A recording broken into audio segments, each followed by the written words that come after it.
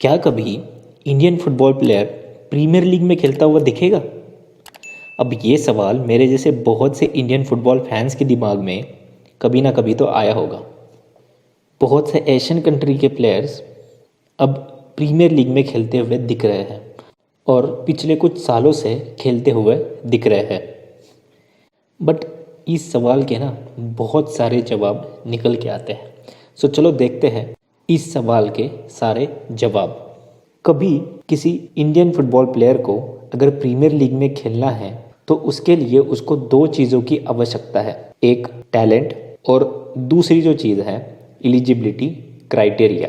और टैलेंट की बात की जाए तो 1936 में मोहम्मद सलीम सेल्टिक क्लब के लिए खेले थे और ये सेल्टिक क्लब एक स्कॉटिश क्लब है और ये ऐसे फर्स्ट इंडियन फुटबॉलर है जो यूरोपियन कंट्रीज़ में खेले थे। फिर उसके बाद 1999 में बाईचुंग भूतिया सर ने फुलहम, एस्टन विला और वेस्ट ब्राउन जैसे क्लब्स के लिए ट्रायल्स दिए थे, बट उनका वहाँ पे सिलेक्शन नहीं हुआ। बट उसके बाद उन्होंने कॉन्ट्रैक्ट साइन किया था फूरी एफसी के साथ और अपना प्रोफेशनल डेब्यू किया था 1999 में। इस क्लब के साथ खेलते हुए गोल भी किया था। सो बाईचुंग भूतिया सर ऐसे पहले इंडियन फुटबॉल प्लेयर बने थे जिन्होंने प्रोफेशनली इंग्लैंड लीग्स में गोल किया था। फिर फूरी एफसी के साथ 3 साल खेलते हुए 37 अपीयरेंस और 8 गोल किए थे, बट लीग स्टैंडर्ड के हिसाब से ये परफॉर्मेंस काफ़ी कम था और उसके बाद बाईचुंग भूतिया सर इंडिया में आ गए। बट बाईचुंग भूतिया सर ने प्रूव करके दिखाया था इंडियन फुटबॉल प्लेयर्स भी अदर कंट्री के लीग्स में खेल सकते हैं। फिर 2012 में सुनील छेत्री सर और जेजे ने रेंजर्स के लिए ट्रायल्स दिए थे और Indian goalkeeper Gurpreet Singh Sandhu contract sign किया था स्टार बेक के साथ और ये यूरोपियन लीग में खेलने वाले पहले भारतीय फुटबॉलर बने थे। अपनी इंडियन फुटबॉल टीम के कैप्टन सुनील छेत्री सर ने कॉन्ट्रैक्ट साइन किया था स्पोर्टिंग सीपी के साथ और ये क्लब आपको पता होगा, इस क्लब के साथ क्रिस्टियानो रोनाल्डो और फीगो जैसे लेजेंड्स प्लेयर खेलते थे।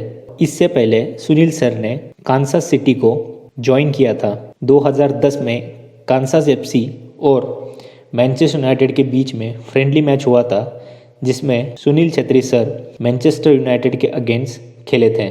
और अभी हाल ही की बात की जाए तो इंडियन फुटबॉल टीम के सुपर सब ईशान पंडिता ये प्लेयर भी स्पेन में खेले हुए हैं और अपनी इंडियन फुटबॉल टीम के स्ट्रॉन्ग डिफेंडर संदेश झिंगन इन्होंने कॉन्ट्रैक्ट किया था क्रोएशियन क्लब के साथ, बट इंजरीज की वजह से ज़्यादा चांस मिला नहीं था। सो अभी इतने सारे एग्जाम्पल्स आपके सामने हैं। सो आप खुद समझ सकते हो इंडिया में फुटबॉल को लेकर बहुत टैलेंट है। सो इतना तो क्लियर है इंडियन फुटबॉल प्लेयर में वो बात है, वो टैलेंट है कि वो यूरोपियन लीग्स में खेल सकते हैं। सो बात आती है एलिजिबिलिटी क्राइटेरिया की। आपको किसी बड़े क्लब के साथ खेलना है या इंग्लैंड कंट्रीज़ के किसी बड़े क्लब के साथ खेलना है तो लो रैंक कंट्री के प्लेयर्स को कम से कम 60% या उससे भी ज़्यादा नेशनल टीम के लिए अपीयर होना पड़ता है। चलो आपको मैं एग्जाम्पल के थ्रू समझाता हूँ। संदेश झिंगन जो अपनी इंडियन फुटबॉल टीम के लिए रेगुलरली स्टार्ट करते हैं, वो 2015 से अपनी इंडियन फुटबॉल टीम के लिए खेल रहे हैं, तब भी 46 अपीयरेंस करी है। साथ में गुरप्रीत सिंह संधू जो कि अपनी इंडियन फुटबॉल टीम के लिए गोल कीपिंग करते हैं, 2011 से अपनी इंडियन फुटबॉल टीम के साथ खेलते हैं, 54 अपीयरेंस करी है। और जापान के फुटबॉल प्लेयर मिनामिनो 42 अपीयरेंस किए हैं, तब भी ये प्लेयर प्रीमियर लीग में खेलता हुआ दिखता है। लिवरपूल जैसे बड़े क्लब के साथ ये प्लेयर प्रीमियर लीग में खेला है बिकॉज जापान का रैंक 24th है। सो जापान का रैंक अच्छा है, इसकी वजह से मिनामिनो को प्रीमियर लीग में खेलने का चांस मिलता है। साउथ कोरिया की बात की जाए तो 29 इनका रैंक है, उसकी वजह से सन और योंग ये दोनों प्लेयर्स प्रीमियर लीग में खेलते हुए दिखते हैं। और एक बात निकल के आती है, बहुत सारे फुटबॉल प्लेयर्स ड्यूअल सिटीजनशिप लेते हैं बिकॉज किसी लीग्स के रूल्स होते हैं कि टीम में 2 या 3 नॉन यूरोपियन प्लेयर्स रख सकते हैं। एग्जाम्पल के साथ देखा जाए तो रियल मैड्रिड के प्लेयर वाल्वेर्डे ये प्लेयर उरुग्वे का है, बट तब भी इस प्लेयर के पास स्पेनिश पासपोर्ट है।